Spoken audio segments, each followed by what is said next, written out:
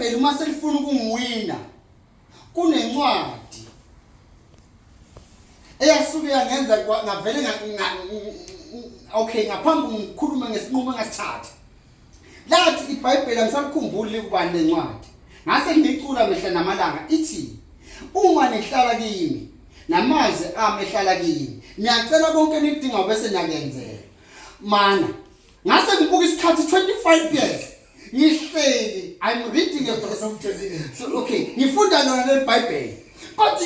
manhlala kimi mawulalela nokulilalela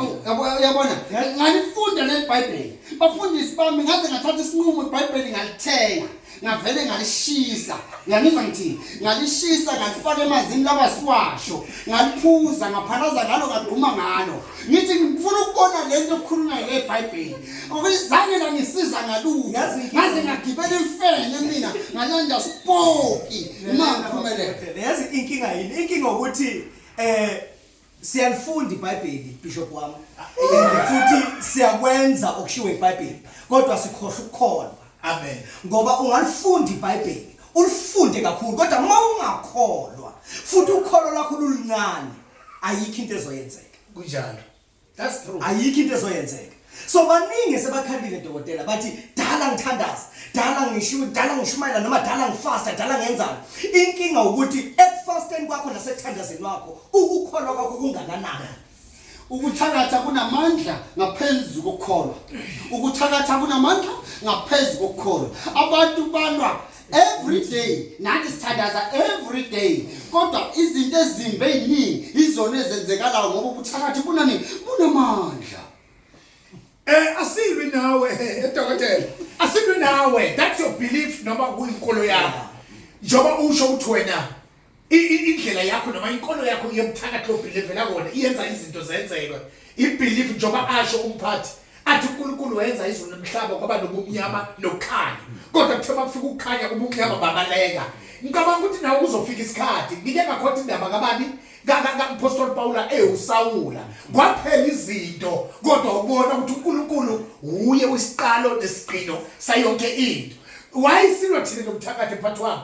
Exodus 20 verse 1 uNkulunkulu wakhipha ezweni laseGibhithe ningabi nabanye boNkulunkulu ngaphandle kwami ningazenzeli nakufanekiso obaziweyo ngoNkulunkulu onaka ohambela sizukulwane sesibili nasesithathu kungenzeka udokotela athi udla kahle manje but days come isizukulwane sakhe asazi ukuthi siyophelela kuphi kunabantu abakhamba kumakhesi ababalaphayo futhi bona kodokotela amakhesi abobaba omkhulu amakhesi ema-generation ngike ngakhuluma kakhulu ngendaba e-generation be careful ngaloko before udlule emhlabeni dokotela change igama lakho uma kunencwadi ekuHezekiel ithi ufika uProfessor Paula uProphet Isaiah uthi Ezekiel you going to die but Ezekiel put your house in order because you shall die uEzekiel wathandaza ngicabanga ukuthi namhlanje kusuka kwami lebuya khona ePitori dokotela ilanga lakho uthi namhlanje wena ube isihlobo noNkulunkulu uhlukane nokuthakatha kodwa ube ngumelaphi oclean ube umntwana kaNkulunkulu ngoba ihlahla okhuluma ngazo hayi ukuthakatha ezikaNkulunkulu zaphefumulelwa nguNkulunkulu haleluya uyaphenduka na udokotela ya sizana ubani lo owabhala iBhayibheli okhotha kulo njengamanje mina mangithakatha mangikhuluma ngikhotha emfeneni ngikhotha kumantindane ngikhotha enyokeni yami ngikhotha kuzo zonke izinto zami engifuyile zami ngiyayiphakela enye indle ama-snowballs ukhona ubholotsho lapha ekhaya nginakho konke baba and ngiphila nakho la angize ngithandaze ngiyakutshela ukuthi namhlanje ngicela kungena abantu abayi4 uma kungena abantu abayi4 la ekhaya bonke babe na 200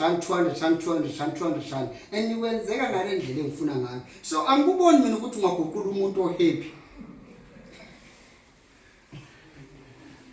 hayi ngiyakuzwa mphathi wami ungakwenza lokho angithi kusese isikhathi baba babukhumalo siphila esikhathini yonke into ihamba ngesikhathi uNkulunkulu uyakuhlela into esinayo we are not against udokotela but into esikuyo njoba ibuzini question thina we asabisani nemoya yobumnyama nemoya ama evil spirit imoya yobuthakathi asali kune verse ithi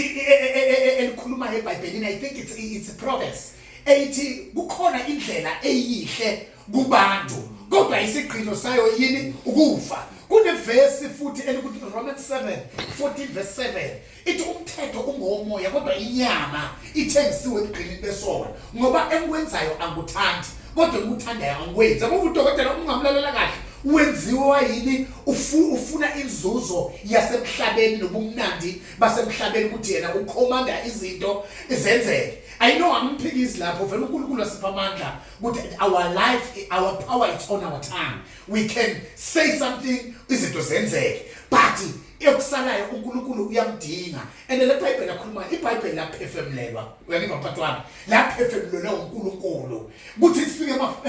emavesi. That's why sikuthola iBhayibheli linama vision or ama revision on a different levels noma different indlela abayibeka ngayo kodwa iBhayibheli laphefemlelwa. Why ngisho kanjalo? Konke okuprofetiwe eseBhayibhelini noma ethi abazama ukusirobha lapha nalapha abelungu nabantu abafana nabodokotela abaforced ukudakada but okusalayo some of things they prophesy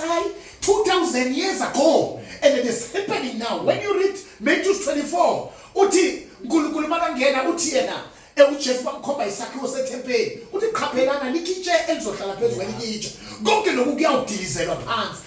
Abamibuso yavukelana umntwana uzafuna imali bantu abafundisi bayoguquka abafundisi bamanga bathanda imali. It's happening now 2000 ago. Ngifuna ukutshela ukuthi nawe dokotela whatever you can do it now imali ngena whatever but there's a time is coming la kumele uhlangane noNkulunkulu noma lezinto zakho uzothi ukhuluma noBholoja angasakuzwa noma athi uJesu uyabuya. Kukhona indaba engiyithandayo. Kukhona indaba engiyithandayo ukuthi la emhlabeni njengoba siphila into esifuna usonke injabulo ukuthi qhamuka kanjani kodwa sidinga ini happiness. Ngakho ke mina ngithi leli gama lokuthakatha eningixaka ngalo namuhla esizweni mangithi ngiyathakatha mina ngiyathakatha futhi lokho ngakufela futhi mawuthi sithakathana ungaquli. Right now I'm ready to thakathini yindaba ukuthakatha lokho ngize kukhonze kanje nakho ukuthakatha mina ngizalwanga nako kodwa ngufice kukhona emhlabeni kudaliwe nokhokho babevele bethakatha. Ukuthakatha yinto ebiveli khona ndulo manje ngafika ngingena ezicathulweni zokhokho ngoba phela ngisebenza ngesinto ngithi namanje ngiyekeleni ngiqhubeke nokuthakatha because ukuthakatha into emnandi. Mina ngikwesaba ukuthi mangibonana noNkulunkulu uzothi bengisebenzela uSathane phela vele bengisebenzela yena futhi bengiphilisa. Akekho uNkulunkulu engizofa mina ngiyobhekana naye ngoba namanje ngikhala nje akukho engikubona kwabangenzela khona ngaze sesinqumo ukuthi ngihambe nani nokuthakatha. uSathane uyashesha bakithi. Ubuthakathi bumnandi, ubuthakathi busoft, ubuthakathi abuna proof, ubuthakathi uyasolwa nje. Hayibo, let's thakathing guys. Mina azi balandeli nababukeli bethu la 15 minutes TV futhi